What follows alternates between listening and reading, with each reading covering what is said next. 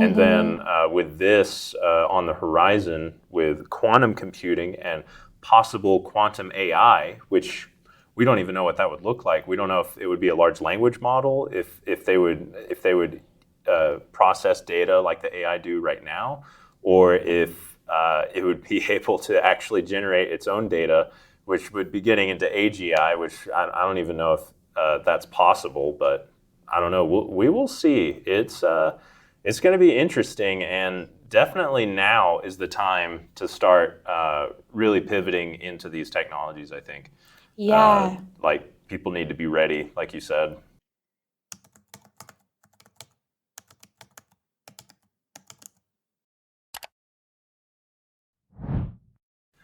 How's it going, everybody? My name's Garrett Helms. And I'm Savannah Whitaker. And we are the CAC Tech Talks team. So today, we're going to be doing something a little different. We're going to be going over this new development in the technology world. Last Wednesday, Microsoft deploys new state-of-the-matter in its first quantum computing chip. Not new state of the matter. New state of matter? Yes. Oh, a new state of matter.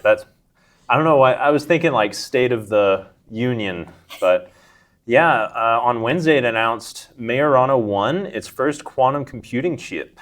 The achievement comes after the company spent nearly 2 decades of research in the field, but Microsoft claims that building Majorana 1 required that it create an entirely new state of matter, which is referring to as a topological state. So Microsoft's quantum chip employs like 8 topological qubits, and it uses this, is that an element? Indium arsenide? It's a semiconductor, okay, Yes. Interesting. Do you have more information about that you want to discuss? Yeah, so Topological is their new development, kind of rivaling what IBM and Google is doing. And the reason why that's so important is because it doesn't really exist like in the natural realm of like reality that we see and are able to process. And so they were able to do that by building it atom by atom, like synthetically. And the reason that's important is because it goes through that semiconductor and they're able to make it more stable and error proof in that state compared to what IBM and Google is doing, and thus creating a new state of matter. That's crazy. Yes. Let's not invent the wheel. Let's reinvent a new state of matter. That's how you take care of it, I guess. I mean, that's insane. Yes. Like the applications for this. What are some kind of stuff that we can do with this? Like, I know cryptography is going to be a big deal. Simulations, stuff like that. Yeah, so one thing I looked at like while researching, understanding like what quantum computing is that if we take a classical computer that like we have, just us, and then we want to like try to solve a jigsaw puzzle, what that's doing is it's trying piece by piece using that binary method that like we're used to with bits. But with qubits can have different values simultaneously, meaning that when solving that jigsaw puzzle, it can try all different combinations simultaneously, shortening like how long it takes to solve it, and with efficiency, like it'll just be able to like present the fastest way to do it. It's gonna basically reinvent cybersecurity, because if everyone's going to have, which I don't know if Microsoft said who's going to be able to use the quantum chips or whether it's going to be like a mass market thing. But I mean, you're talking like cryptography as a field as it stands right now would basically be dead, because it could just go through every simultaneous combination of a password like instantaneously, basically. It doesn't have to, for normal computers. I mean, I saw a thing where Google did a benchmark test. Their quantum computer, it was able to solve something that would have taken a normal computer like 18 quintillion years, and it solved it in like 5 minutes. So yeah, and then the idea that like the quantum chip is stored in a cooler that's colder than outer space. Like, how do you even do that? Like on Earth? That really takes liquid cooling to a whole new level. I mean, And so what I understand is right now, like it's not rolling out for commercial use yet because they still have to do a lot of development. But right now, Microsoft is one of two companies that's actually working with the United States Quantum Research Facility, and so that they've been accepted. But Microsoft does plan for this to be utilized for commercial use. They just said now it's going to be like a decade or two instead of like, oh wow. yeah, I mean, before it was like, maybe 50 years until we can get this kind of stuff in the market. yes, Now they're like, 10 years. 10 It's gonna years. be on your laptop. Right. And so I do think it's like really interesting, like what that relationship is going to look like between like our existing systems that we know and like are used to versus it using a quantum chip to like be able to do all the processes. Like, well, how is that going to work? I don't know. I mean, it has a lot of implications with AI. I know they've started releasing tools for quantum algorithms and stuff. A couple of companies like IBMS and Google. What is another one? I know Microsoft. They've released tools for it. Yeah, and a lot of those are like open source. So if people like want to go learn how quantum computing works, they can, which is like crazy because it's like That's unheard of. yeah, I mean, there were no resources. What, 3 or 4 years ago? Yeah. Last year, there were no resources on this kind of stuff. so that I do think it's going to be a really interesting shift, and I bet we're going to see a lot of jobs emerging over the next 15 years of like, hey, we need people who know quantum machine learning. People who know quantum neural network algorithms. Like that's really going to take a step above just learning AI. Like we're going to have to like start getting ahead of this. Yeah.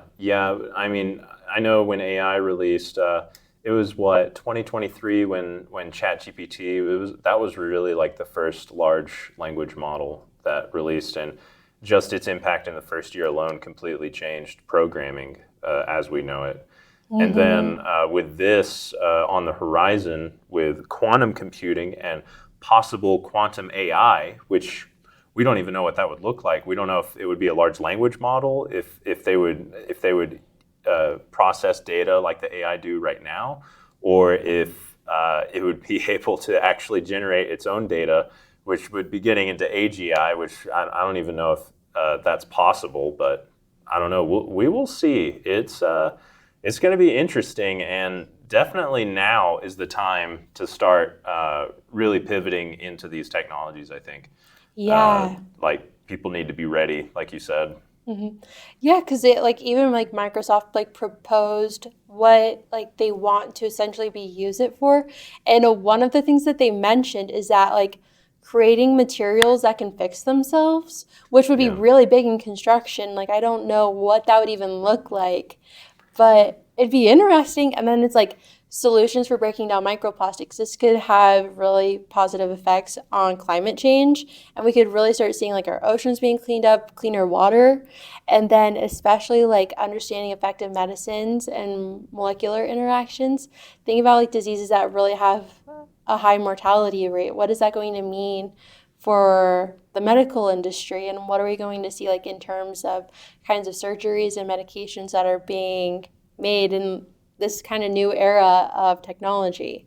Yeah, it's like with AI, it can process through data we've already found, but then with quantum computing, it can take all of that data and process it in algorithms in ways that weren't possible before. Yeah. And so it could glean new data from our old data in a way that we haven't seen before. And like you said, it'll have profound implications for all of those fields, and probably more. It's probably gonna impact us the way AI did when it first hit. I mean, AI impacted every industry, and I wouldn't be surprised if these quantum neural networks do the same thing.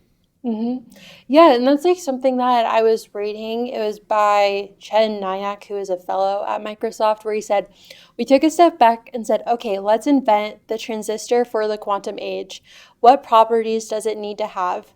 And then the properties and how we got there, it's a particular combination, the quality and the important details in our new materials stack that have enabled a new kind of qubit and ultimately our entire architecture.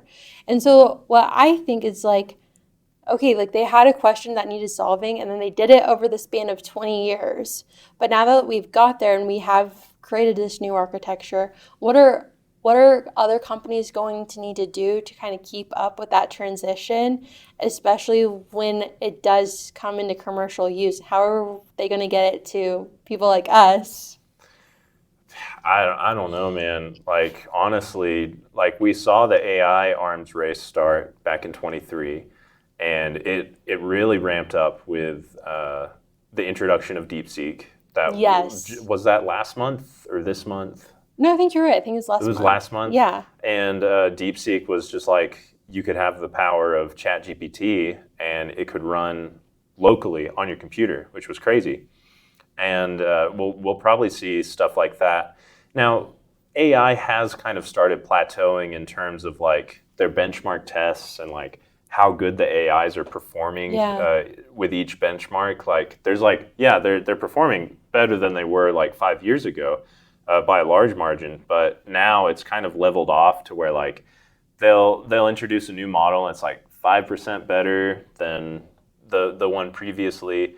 And so we may also see later on, we may see with this quantum computing technology, like when it first hits the market, it may do the same thing that AI did. It may just like blow everybody out of the water. Like nobody may know how to react to it. But eventually, like things stabilize, and we hope. I mean, it is Right. unprecedented. So the combination of quantum computing and AI, like it could cause exponential increases in both the technology's power and its applications. Yeah, it's crazy stuff. And that's what I think will be interesting is seeing that bridgement between AI and quantum computing and them like working harmoniously together because it's like I can give AI an application that I want to create, but it can only do so much at like a beginner level versus like someone who's more like a senior level in programming. But with quantum computing, I feel like it'll remove a lot of that trial and error that like we have with AI models right now where we have to keep asking and it goes into a repetitive state versus if we introduce quantum computing, like are we going to see it just be able to get it right from the very beginning because it's learned that fast.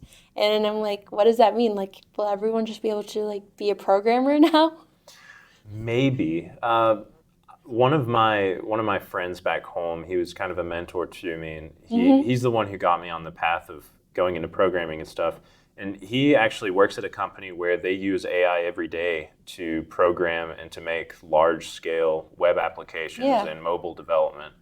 And he said that technically, yes, people have the technological capability to be programmers now, but it's knowing the right questions to ask the AI.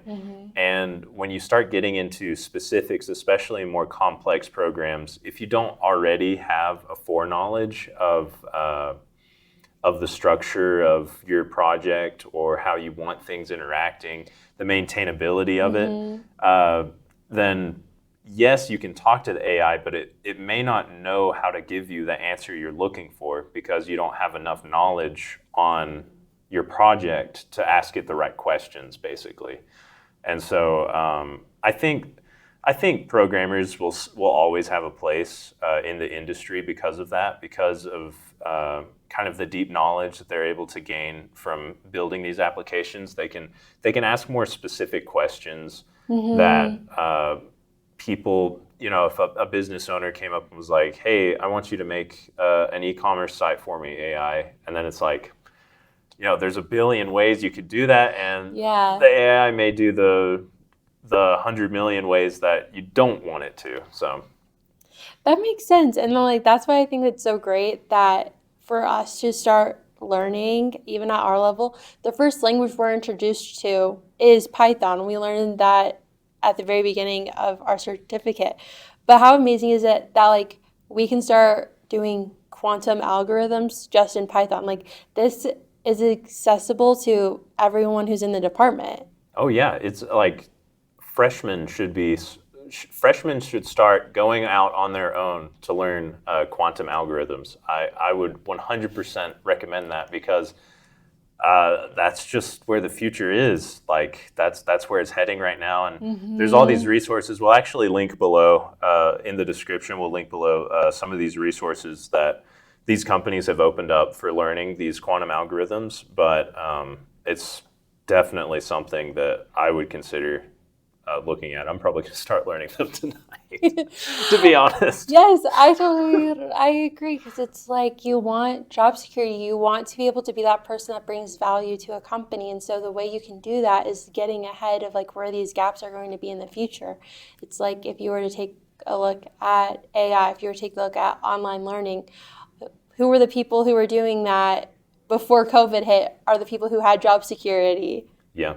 And so I think it's going to be amazing. I feel like we're really going into like a new golden age of technology, and like where we're going to be in these 5 to 10 years are really kind of going to determine like the rest of our careers, essentially. Yeah, I mean, we are early enough in our careers right now, still being college students, that we have the flexibility to take advantage of this situation and take advantage of where the market is shifting and stuff.